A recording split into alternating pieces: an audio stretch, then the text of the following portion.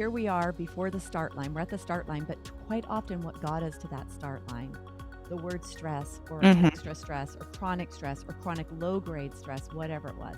Okay, so here we are at the start line, and here you are now, children are grown, you are focusing on helping other women, yourself included, learn how to be at the start line. And if you're a sprinter, sprint. If you're a marathoner, run. If you are whatever, do whatever. But what I love that you do is you also are about take that first step. My next guest is Carolyn Cohen. She is a functional medicine health coach and the host of the Wellness While Walking podcast. Carolyn has appeared in Healthline, HGTV, Parade Magazine, to name a few. Her podcast is ranked in the top 10 in many platforms, and she is number 2 in New Zealand. Carolyn's perspective is to empower women to take the small steps necessary towards improving their health. She will share her story and journey with us today on her small steps that led her to the place of wellness, and a few more tips for us on how we can take those small steps necessary to greater, bigger aspects of our health and improving our overall well-being. Welcome, Carolyn, to her story. I am looking very forward to hearing about your story and your journey with your bone health and also with your health overall. So welcome. Thank you so much. It's so great to be here. And I am thrilled that you've started a podcast, Debbie. It's so incredibly needed. Yeah, it's amazing because this is really I love this. And I know that this is a really great format for me. And it's really been amazing. The women that have reached out to me, like, you don't always realize who you're going to resonate with or who's going to actually hear your story or your passion or what it is you're doing. And I receive emails when I launch a new episode and someone says, wow, thanks, I needed this. Or yeah, so it's amazing. And I love it, actually. Yeah, no, you're absolutely going to attract a lot of people because it's a huge concern, especially for women as they approach midlife and, like you talk about, go through menopause. And it's one of those just absolutely critical, middle of the night concerns that we all or most of us have. So thank you for doing that. Yeah, you're right. Most of us. And that's the whole point of this. It's like, how did I always say that this chose me, right? My journey of bones chose me. But yet it is such a big, profound aspect that we all have to face. And so the more information we can get out there, the better, and that's my whole platform is what is possible naturally to take care of your bone health. Right? Absolutely. We're not just these weaklings that have to give in or oh, there's only a medication. No way. Right. And curtail our lives, which is really a recipe for disaster when it comes to health. The minute we stop doing things, stop thinking that we're capable, we shut down, and they're finding, more and more in terms of cognitive decline and so on. Like if you're not hearing conversations, you're kind of out of it, so like get your hearing checked. And same thing with, if we're feeling fragile, we're not going to, do all the things that are going to keep us young and vibrant and positive and, having positive age beliefs, which they're finding is really critical for aging. Yeah, it's so true. If you put yourself on the sidelines, so many things happen. And that is what happens when you have a condition, whether that's osteoporosis or something else. So that's where I'd love to begin. I'd love to begin in your beginning, because here you are with your podcast, Wellness While Walking, and being a health coach and showing up to help women not stop, not go to the sidelines. And if you are on the sidelines, how to slowly and surely get yourself back into the game, back into Absolutely. Yes. And it's never too late. But that said, my journey began when I was really, really young. I had what probably most would call a health nut mom. She was in her defense, she was trying to keep my dad alive. All the men in his family died of heart attacks. That's how they refer to it. very young, and she wanted him to stay alive. And so I guess I felt like sort of collateral damage in that in that effort that she had. I mean, there were lots of things that she went pretty extreme on. I didn't have bread and butter until I went to sleepaway camp. I didn't have white bread. I didn't have butter. I don't even know if it was butter. It could have been margarine. Those were not even in my house. And some of her, her decisions were guided by the research of the day, but many of them actually ended up being right. But when I went to camp, an overnight camp, halfway through the 8-week session, my parents had to bring me new clothes because I had just, gone off the deep end on this bread and butter that they were using at the beginning of every single meal to fill us kids up cheaply. And then when I got home during the school year, once I was allowed to go to town after school, I would hoard candy. I never chose the candy I really wanted. I chose the biggest candy bars. So, like, I don't know if you remember, like Charleston Chews and Marathon bars. And I started doing the same thing for my younger sibling.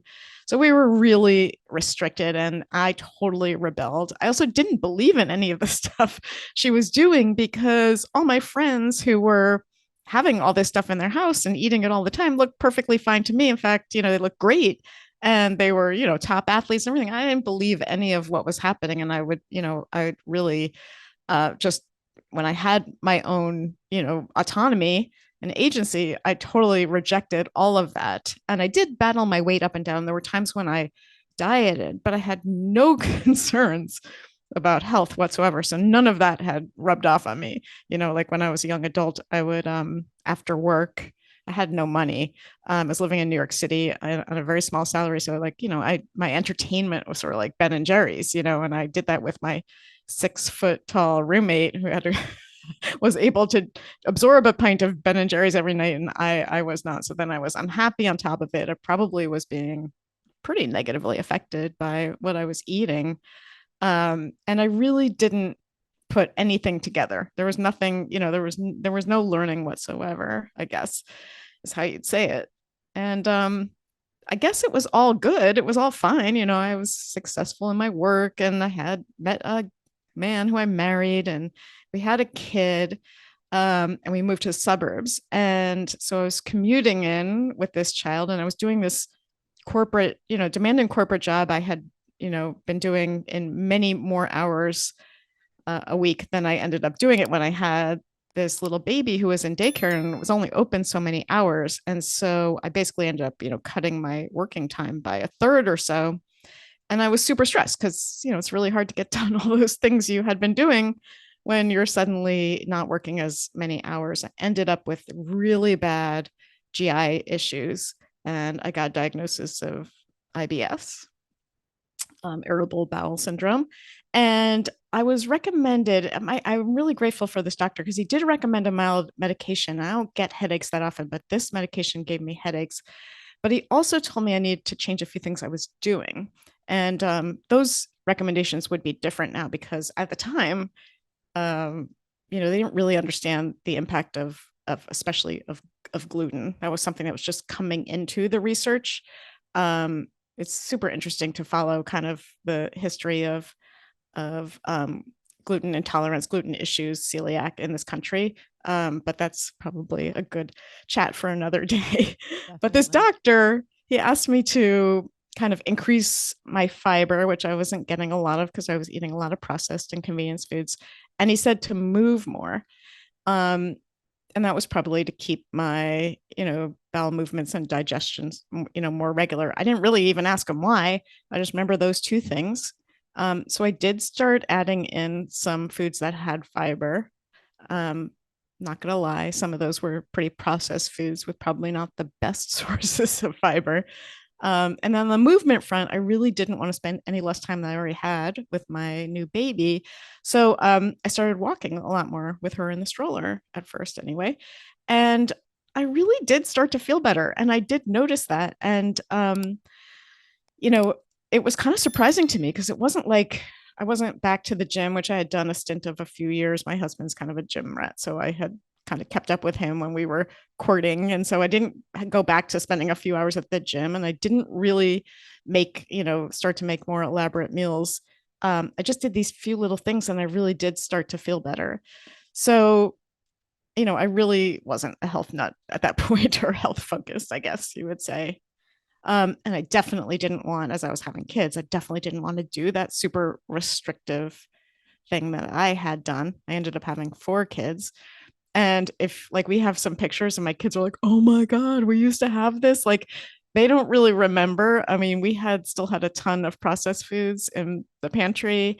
And I really wasn't really paying attention to health proactively.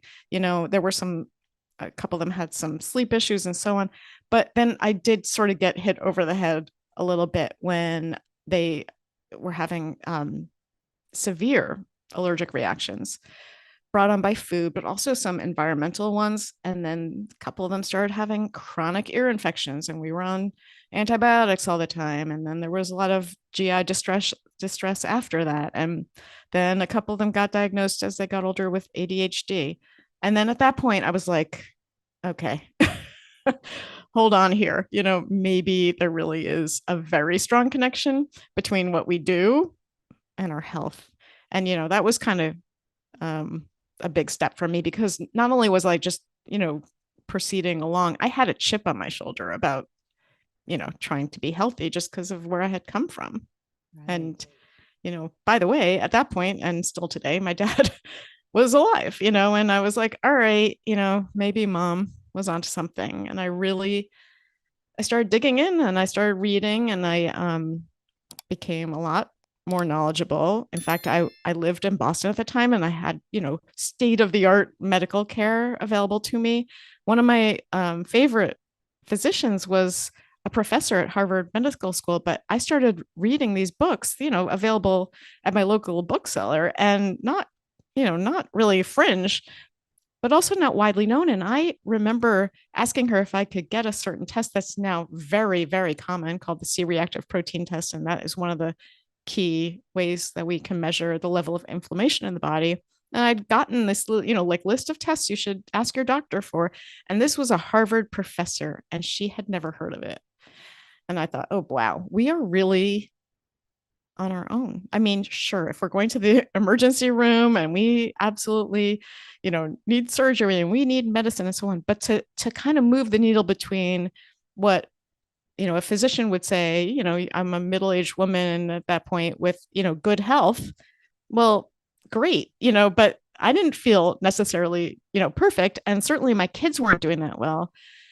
And so that was kind of a big turning point for me, because I realized, that a lot of the information that, was out there in terms of research wasn't really getting into the hands of the physicians in a way that they were taking action on right. This new research. Yeah. And I think that the thing is that, our generation, or our parents' generation, you go to the doctor to get better, right? And I think that we're more sick today than we were before. We have more an onslaught of exposure to toxins, of a food supply that is super unhealthy, of eating habits that, food is so ready, it's plentiful. There's fast food restaurants.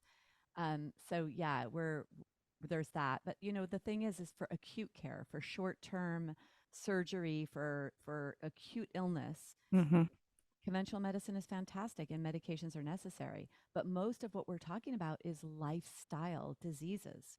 And, you said that you had that IBS diagnosis. You made some tweaks, added movement, took out some food, added in some supportive foods. It's almost like you were able to hover in a place of feeling a little better for a little while. Yeah, for sure. Not deep, true healing. And so now it sounds like you came to that place where it's like, okay, something needs to happen. Yes. Yeah. And it was really motivated by my kids being, obviously not healthy, right? Like that just became, we're constantly at the doctor's office and at the drugstore, just like it really, that's what kind of hit me over the head, and less about me. And I'm like, oh, I'm sleep deprived. I have these young kids and I'm working, and I'm, there, I could write off kind of what was happening to me a little more easily. But I definitely, I definitely felt like my kids weren't as healthy as we all would hope, Yeah, it's interesting. In my late 30s, I had sinus infections. Every 3 weeks, I would have a sinus infection, and I would go on antibiotics. And I went to a nutritionist, a functional nutritionist. So this is like 20 years ago, which is pretty Wow. amazing. Mm-hmm. And I was doing Pilates at the time, and she also did nutrition. And she kind of raised my awareness to this functional aspect of health. She made me understand that how yeast or yeast overgrowth could play a role in this sinus infection. So I gave up sugar, I gave up red wine. And it was kind of maybe my first steps towards understanding these lifestyle shifts towards health. Okay, so here you are, mother, doing it for your children, as we always do, right? Doing it for others, Right. not necessarily for ourselves. Oh yes, I think that is such a key component of, women in midlife and our health situation, right? We always do the thing for everybody else and for other, entities like work, and we're always so responsible, but we tend not to put ourselves as a high priority. Right. But here So we are. Here we are yeah, now. And I think that when the kids are gone and then we age, and then all of these aging related things happen, right? So whether it's bone loss, cognitive decline, or the fear of cognitive decline, and then yes, maybe we start to notice things physically with our skin or our muscle tone, that now becomes like, okay, it's my turn. yes. I think, like, right, we plug away, we were looking down, we're just, doing what we need to do, and then all of a sudden we have, the pause, and we can look up and we're like, oh wow, how did we get here, and I think the great news is there's so much we can do at midlife or beyond midlife to change our trajectory, and I think that is the kind of thing that I don't feel like is widely known and appreciated. So there's so much good news in there. Yeah. When you said the pause, did you just mean the pause meaning children are gone and now we can actually take time for ourselves, or did you mean menopause? I did not mean menopause, but sometimes they do happen at the same time. I more mean just that crazy, like the craziness of trying to balance so many things. And then I do feel like even the kids might not be out of the house or what have you, or your parents still might be alive and requiring care from you. But there just seems to be a point at which we can look up and assess where we are. And I think that's a really critical turning point, as much as a diagnosis of something, which I also find is very motivating to people. But sometimes just that looking up and taking that moment to say, like, wow, is this the pathway I want to remain on?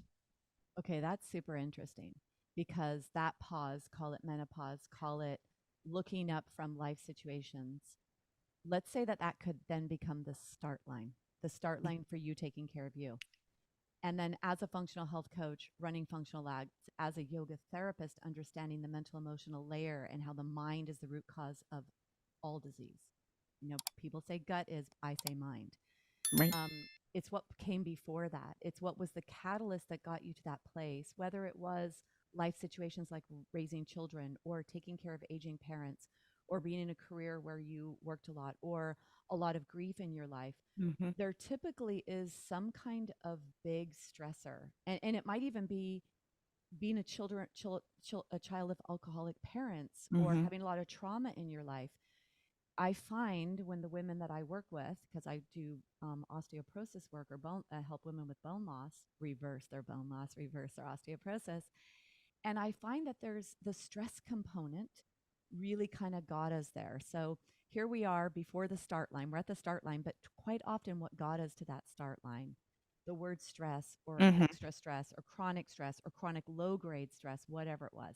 Okay, so here we are at the start line, and here you are now, children are grown. You are focusing on helping other women, yourself included, learn how to be at the start line. And if you're Mm-hmm. a sprinter, sprint. If you're a marathoner, run.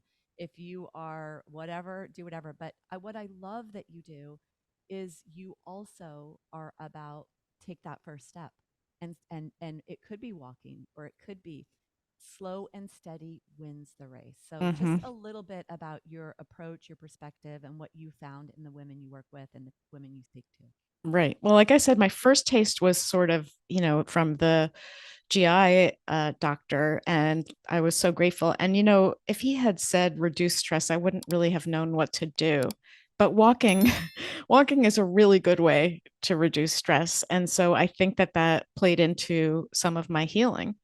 And I would say that, yes, the idea of, not looking back necessarily. I mean, looking back maybe to understand, but not with regret, and certainly not to beat ourselves up, but like now can be the starting line. And it's so not too late. I see amazing progress in people who start in midlife or start, long after midlife, um, and makes such a huge impact on their health trajectory and their health span matching their lifespan. So they're not necessarily being, kept alive in an unfulfilling way for the last 10 years of their life, but instead they're living vibrantly and really making the most of the rest of the years that we have to come.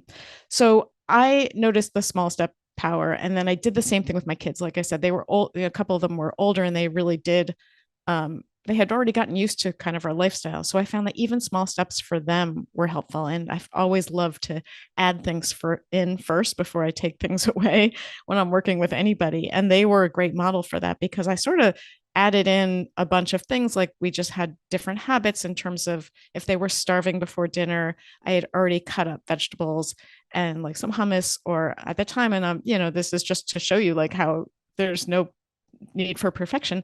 They would sometimes, a couple of them would only eat, cut up veggies with dipped in Hidden Valley Ranch dressing, which, probably isn't necessary, isn't the most nutritious choice, but it was like a gateway drug for them to get, used to eating vegetables. And they all, they're adults and they all eat their vegetables.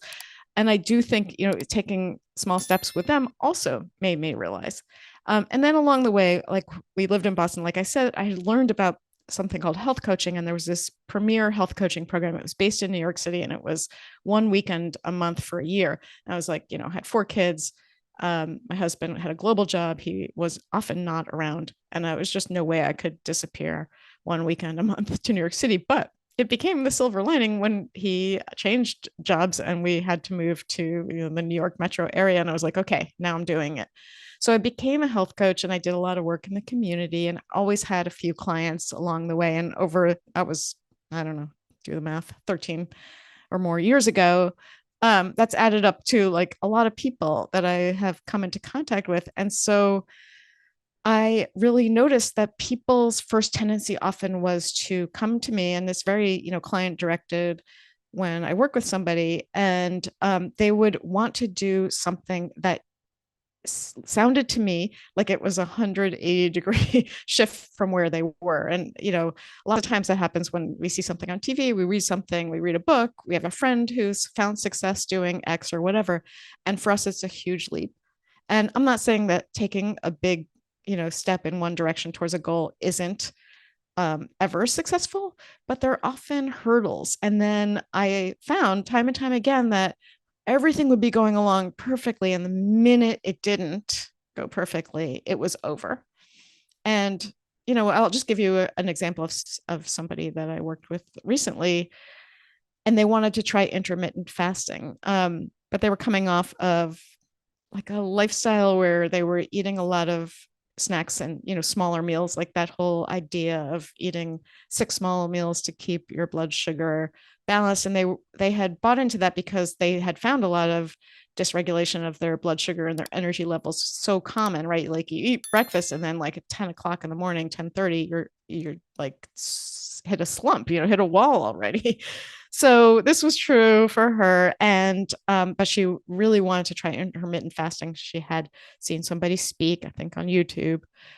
And I worked with her first to sort of reduce the need to eat all the time during the course of the day. And that meant kind of rebalancing her plate. She was heavy on carbohydrates. There's nothing wrong with carbohydrates. We can eat carbohydrates, but the prevalence was remarkable. And so when we did that, instead of just jumping right into full on, 16/8 time restricted eating, which is the plan that she ended up doing, it could have ended poorly because there were a lot of little steps in between that made things a lot easier. And the same thing is true when someone's trying out like a new exercise routine, like you go from being fairly sedentary and someone convinces you to try pickleball, and that's great. But then what if you suddenly get, shin splints and you're out before you even get going? And so there are these smaller steps, and sometimes they lead to, the bigger thing. Sometimes the small steps are sufficient. And the one thing that I think women bring to midlife in an extraordinary fashion is self-knowledge. And so a lot of what we do is work with people to figure out what's worked for them in the past, and knowing themselves and how they operate. For some people, like black and white, it's very like bright lines sort of approach to things. It's like, I can't have a little. I know myself. If I have a little, I'll go, whole hog off the deep end, and so on. So other people are like, if you tell me that I will never have this again, I will rebel. Hello, that's me, childhood, just childhood experience there, talking still, decades later. Um, so I just found overall that for many, many people, small steps were important, even if they were taking a big leap in one area, but they wanted to work on other things. At least I, could prevail on them to take that things a little more slowly. So, and there's just a boatload of research that supports this, that brain health, like it's not just the small steps, but the little way we're moving the needle with those small steps. So like, if you, like the pandemic was like such a good sort of platform for me to see this in action, because I had clients that I kept working with. I had been doing mostly, in-person work, and I switched to virtual, and now I'm doing largely, I'd say exclusively virtual work with people. But I had the chance to see people who just changed tiny little things and stuck with it, like cooking from home. I think at first we all did that more, but then, a lot of us felt sort of beholden to the restaurants that we had supported all these years, and we started, ordering foods in and so on. And I could see a couple of different people with a different approach. Not a huge thing. I don't think someone would, they would even have thought to tell me about it. But I saw how it added up. And then, like you probably also saw people who emerged from the pandemic, much healthier and in a much better place. And those, who did the opposite. And you think about it, that wasn't really that much time. And so those, making the little changes in whatever direction, it compounds and it adds up.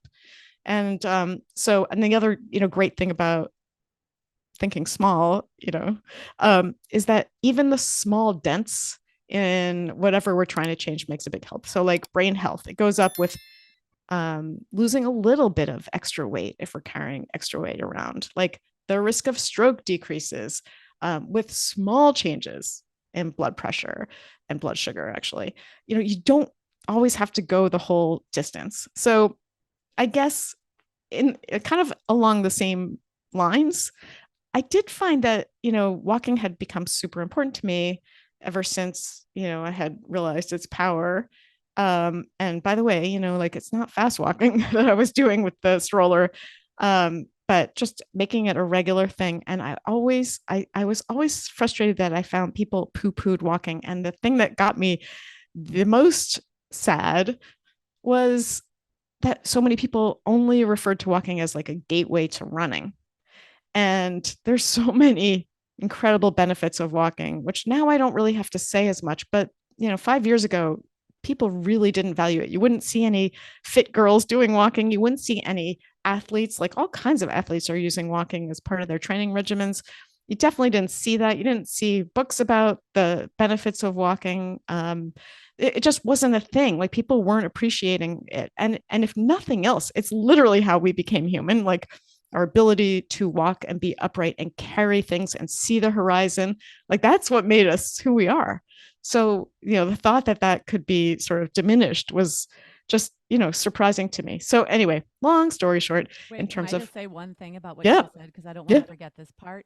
So when we are born, we're on with babies, we're on our bellies, right? We put our babies in our bellies because that's actually how we start to strengthen our upper back muscles and our spine. mm-hmm. The femur bone, the leg bone, is actually a straight up and down bone when we're born.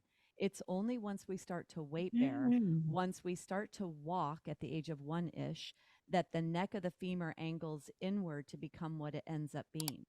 And I, so Yeah, I it's had no amazing. idea. Right, That's and it's the what you're talking about. It's like how we evolved and what aspect of that upright weight-bearing component that starts to angle the femur in, and then it's all that alignment aspect up and down your joints.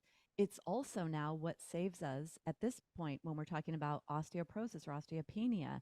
The neck of the femur is like one of the most precarious place, and it's one of mm, the readings for the DEXA scan.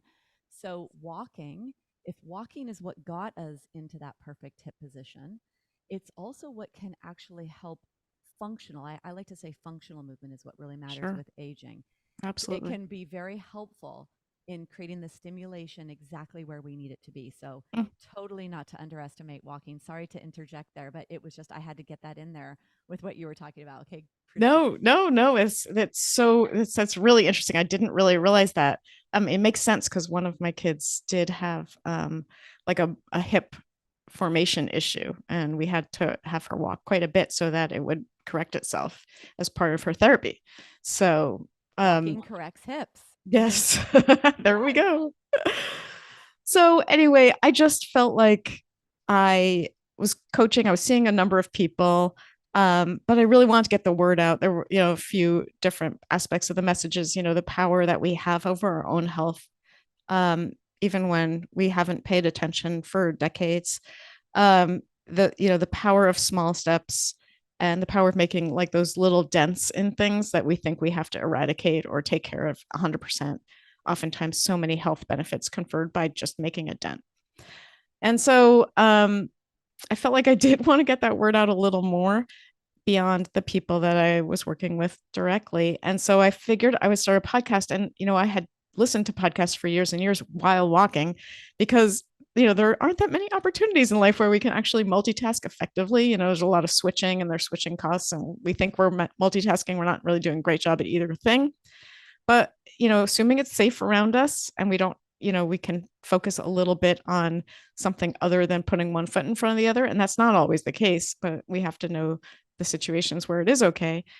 I would listen to podcasts and I would just want to keep walking because I was so interested in whatever I was listening to. So I was kind of an early adopter there. And when the time came that I felt like I did want to get my message out a little bit more, I would have been a lot more comfortable writing. I love to write.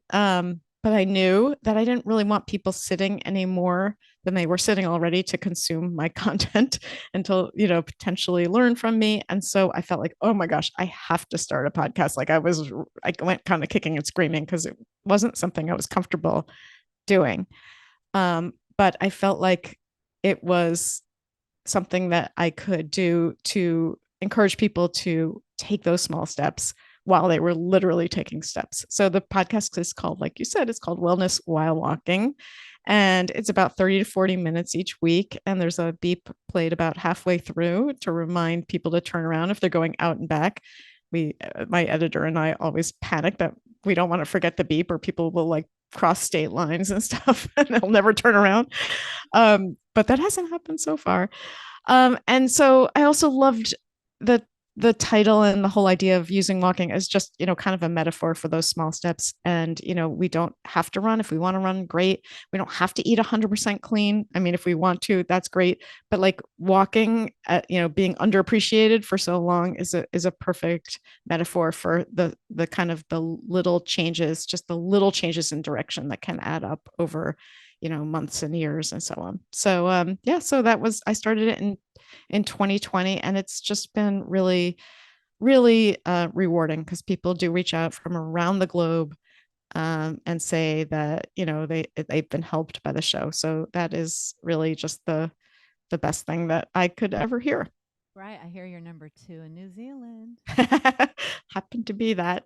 Yes, I mean, it's just so fun to look around the globe and think, I know it's going to sound a little woo, but we're all walking the same planet. We're all walking under the same sun and the same setting sun and the stars and so on. And it's just something that I find that actually is uniting in a certain meta kind of way.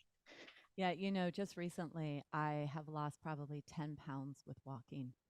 And it's really interesting because, my whole life I have been spinning and played tennis. I used to play tennis 5 days a week and I used to run and do all of this.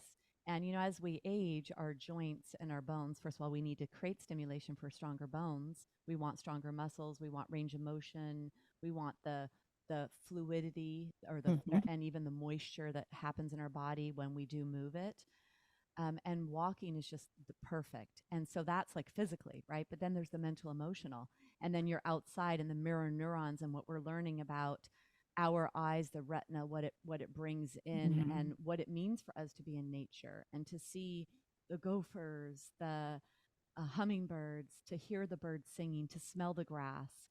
Right now, it happens to be spring going into summer. The star jasmine. I mean, the aromas in the air when I walk by a star jasmine bush, it's just, it's so healing.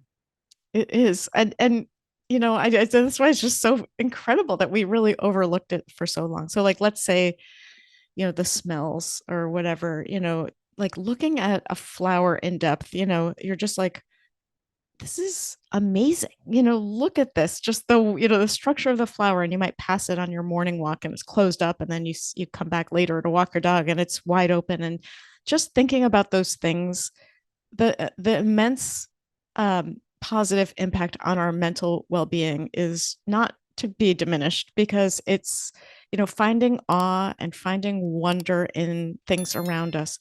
It does so much for our mindset and our thinking and our mental health. Part of, again, like what I was saying about us all walking under the same sun, is like part of being able to deal with your feelings, are realizing like kind of where you fit in the universe, and that life has been going on and life will go on, and putting things in perspective. And I think, that's just one component, and there are a bazillion of them that have, that are increased when we walk, and especially like you said, outside. If we Yeah. have to walk inside, that's also awesome if we're getting our steps. I've heard so many creative ways that people have been able to get some steps in without going outdoors. But that 1-2 punch of moving our bodies and being in nature is, or outdoors, is tremendous. Yeah, it's a reprieve. It's a reprieve from where we live in our heads Mm-hmm. and we have chronic stress coming at us. So we are actually we are consumers and we consume with our sensory organs. Our optic nerve stimulates the brain almost with 80% of the information. So the nose, the mouth, the ears, the eyes, and then we have that sense of touch. And Mm-hmm. so our senses are consuming and we spend our time reading news, watching news, talking to people. Quite often, the negative mind prevails in those conversations or in those platforms. And we're consuming, consuming, consuming, and never digesting, absorbing, assimilating, and eliminating that information. Right. And when you go outside, you're so present moment and the senses that you're bringing in, even if you are still kind of in your mind with thoughts, Mm-hmm. Mm-hmm. there's still those the aromas. There's the hummingbird that just came near you. There's the dog that barked over to the left. There's that, bringing you out of where you were. And Yes. so it's just so therapeutic. And from a bone health perspective, anytime there is weight bearing, any kind of pounding through the body, those forces that come through the body are the demands that we need on a daily basis for our muscles, for our bones, for our Yes. joints. So it's so therapeutic, and things in motion stay in motion. Mm-hmm. And Mm-hmm. motion is lotion. I love it. Absolutely. Those synovial joints and all the movement of the fluids, like you said, and bringing, nutrients and oxygen to all parts of our body. Walking is one of the best ways to do that. And, we're just learning about the fascia and the support for the bones from the fascia, and how, walking helps bring the water, to the different parts of the fascia. So, it's just like, it's so interrelated. We don't really have to know all the biological aspects of it. It's so certainly fun for certain of us to kind of kind of connect the dots. But just knowing that it's a gift to ourselves is, and looking at it as not some small thing to be minimized, but something that, we can start every day thinking about how can we get, some walks in today, I think is a great approach. Yeah, it is. I mean, we have 206 bones in the body, and bones are connected at joints. And when the feet, most of the bones actually in the body are in the hands and Mm-hmm. the feet. And so when your feet are hitting the ground, you're actually starting that whole kinetic chain of alignment in your joints. When your joints are aligned, you're going to minimize wear and tear. So, talking about healthy aging, happy aging, pain free Yep. aging, you're going to keep that alignment, that minimize that wear and tear. And then the better joint alignment you have, then the gravitational forces that come down from above are actually going to stimulate your bones. Like they say that if we were in perfect alignment in our spine, we wouldn't have any issues with spinal wedge fractures, which half of all the osteoporotic fractures are in the Mm-hmm. spine. When astronauts go up into space, in 3 months, they develop osteoporosis. And in That's just every nuts. month, they lose certain percentages of bone density because they don't have that force. So we're here on Earth. We've got gravity. We need to use it. Yes. Yep. And yeah, you're right. Walking, and if it is, you said something else about intermittent fasting, and I thought about that window of 8-16. Mm-hmm. 16 hours of no eating, 8 of Mm-hmm. eating. And just recently, one of the clients I was working with, she said, I'm going to try intermittent fasting. And we were thinking about when will you stop and when will you start. And she was having a trouble thinking about how do I go until that time in the morning. But what I was thinking of when you were bringing up this concept and you were talking about really focusing on the small step aspect, or just Mm-hmm. even the fact that you're moving in a direction, is that with the 16-8 window, instead of thinking, oh my goodness, 16 hours, how do I go without eating? Rather, wow, I get 8 whole hours to eat. Mm-hmm. That's a lot of hours. Yes. Yep. And those little shifts can be so powerful. The mind shift changes that we have when we look at things differently. And just, even I would work with people and they would say, oh, it comes to the end of the night. And then I'm great all day. And then I just do things that are not, aligned with my health goals starting at night. And sometimes that was, snacking. But then if you talk about it in terms of like, well, this is your fasting time, like this is part of the time when your body's going to repair and heal and have chance to digest and do all the things that we're asking it to do. Suddenly it just doesn't feel the same as saying like, oh, let's cut out the post dinner snacking, the watching TV, kind of dipping your hand mindlessly into, like, they're just different ways of thinking about things that can have us just much more able to make them into habits without friction, without feeling deprivation, instead of like, looking at it as a negative, just looking at it as like, here's something I am doing that's a tweak from what I had been doing that's going to help me tremendously. Right. So I always say information is queen. And the Love more it. you know, information is queen. The more you know, the easier it is to make decisions. And when I work with women, I try to say the why. So if I say you're not eating Mhm. gluten, I don't just say it's not just don't eat gluten. It's here's the research. Here it contributes to leaky gut. It's going to affect fat metabolism. It's going to have an effect on your gallbladder and bile secretion. And then when you know that information, you can make those choices. Okay, Absolutely. so to wrap up, what I would love is maybe 5 suggestions, or how many ever small little suggestions you'd like to give, small 5 little steps or whatever it is. And even if you do, I don't know if you have a giveaway or something that you already have that's like that. If you don't, you need to create one where it's like 10 little small steps to get started or whatever. But can you just give one of them? You already did. So yes, we used to use bread and butter, and at restaurants, bread and butter is there, and you're starving, and it's like so tempting, right? Hmm. But to instead have a crudité and to have chopped up vegetables and to have a dip of some sort, whether that's hummus or it might be Hidden Valley, which is disgusting and full of crazy chemicals. I know. However, all of the vegetables are good. So at least you've got a step in the right direction. And then Exactly. eventually you might make your own ranch that's creamy and dreamy and delicious. So how about 5, or how many ever steps you want to give us? Yeah. Just like give us some stuff. Well, on the food front, one of the first things I like to suggest is being mindful of protein, because I think so often as women, we tend not to get enough protein. I mean, of course, that's not true for everybody, but largely it is true. And so I just look at it. I don't like to do a lot of counting or what have you, but I do like to think about it in terms of a plate. So if let's say a quarter of our plate were protein and half were some sort of produce, a mixture of fruit and vegetables, and then half were some sort of starch. And it depends on the person, what they can tolerate, what makes them feel good instead of bad.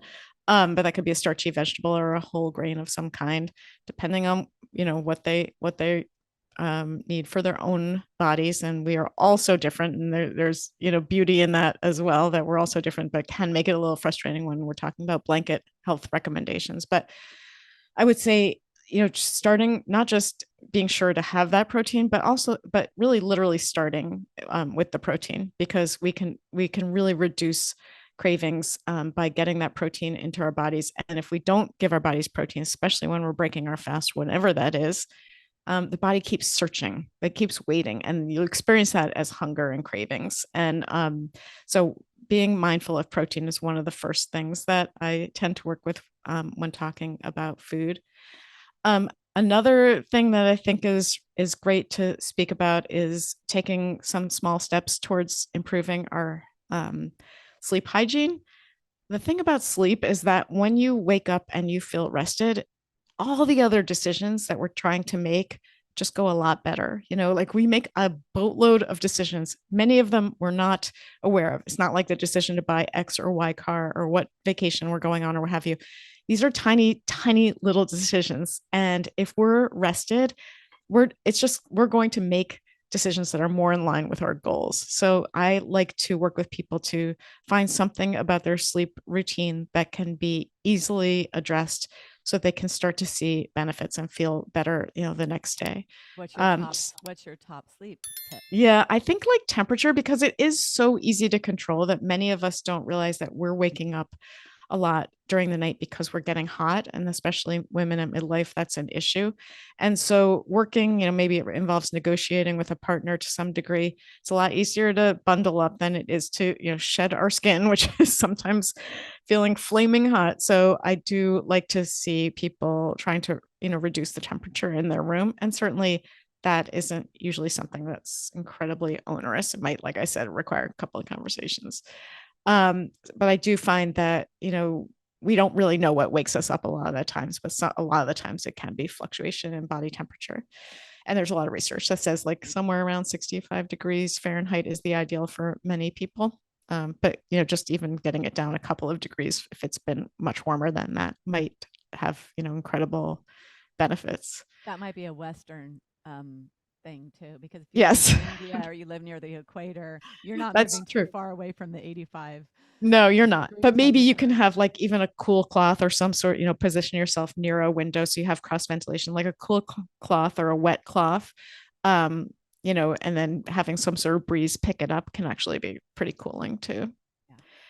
And then I guess in terms of, our mental health, I would say, for some people, meditation's hard. Being, mindfulness is hard. There's so many apps out there and so on. But I think for a lot of people, it's a hard one. It's a hard nut to crack. And again, managing our stress and feeling like we have, a good degree of mental well-being, really does have a huge impact on our health. So another option I think is a little more tangible for people is starting a gratitude practice. And again, this has been talked about more and more in years past, in recent years, but then it had been a long time ago. But I think the beauty of gratitude is that it is a little just more tangible, more salient. So, and it can be beautifully combined with a walk.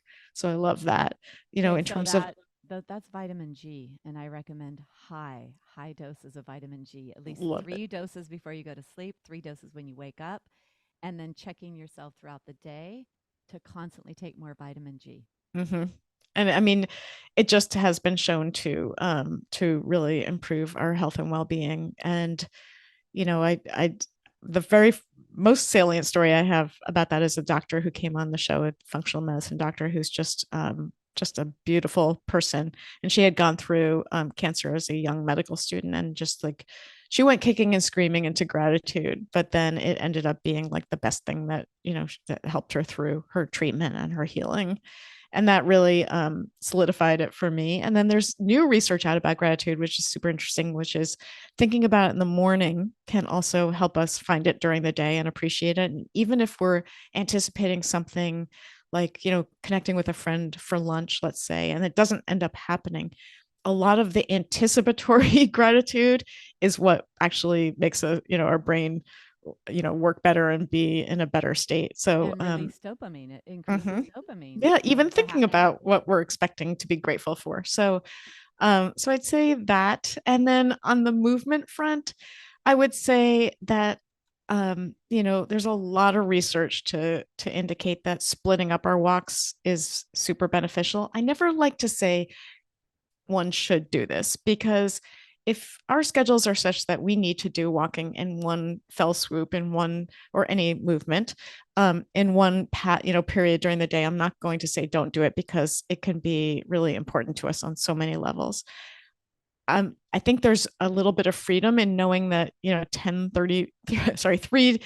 10-minute walks is potentially more beneficial in certain ways than 1 30-minute walk, because I think 10 minutes, going around the block at lunchtime with your colleagues, or 10 minutes, just maybe after you've cleared the dishes at night, even if you're going out, with a flashlight, like those things can sometimes be fit in a little bit more easily than when we think about it as exercise. So I would just say not to poo-poo the smaller bits of movement, because they really do add up. And we were meant to move. I just moved literally recently. I did not stop for several days. I didn't stop moving, just packing and hauling things and so on. I barely sat down, and I can tell you, I felt really great. I felt clear-headed. I mean, it was kind of emotional. We're moving out of our house where kids largely grew up, but I felt so physically great from moving that much. And I'm not saying we can do that all the time,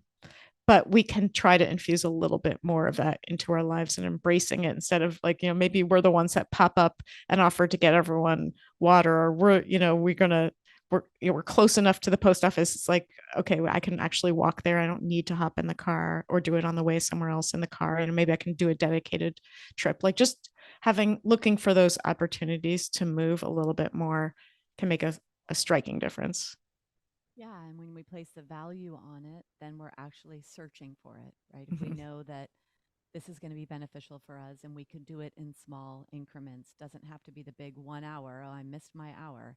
Right. Here's my 2 minute. Here's my 1 minute, moving my body. So I think that actually brings up freedom, and gives us the aspect of taking care of ourselves. And so the small step approach that you handle, or that you suggest and share, makes it doable. And that's what matters, is that you do it.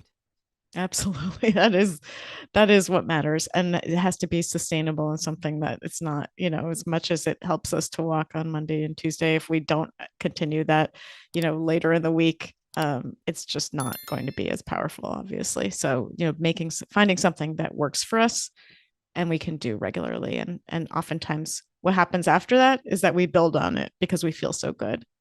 But even if we don't, it's still such, just that 1%. It could, if you're starting in New York and you tilt a little bit one way, you end up in San Francisco, you just tilt a little bit the other way, you end up in LA, which would be lovely. But those little tweaks done over time make a huge difference.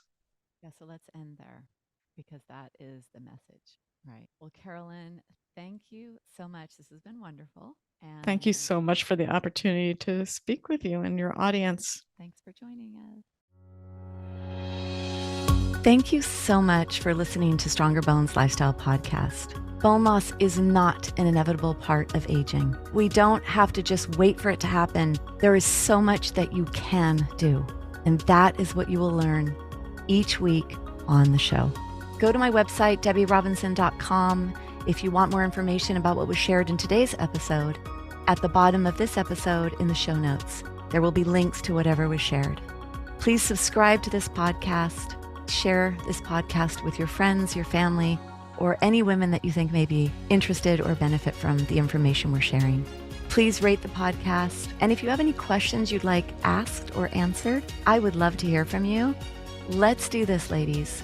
Let's change the way the world views osteoporosis and slow down, stop, or reverse our bone loss, take charge, and show other ladies what is possible.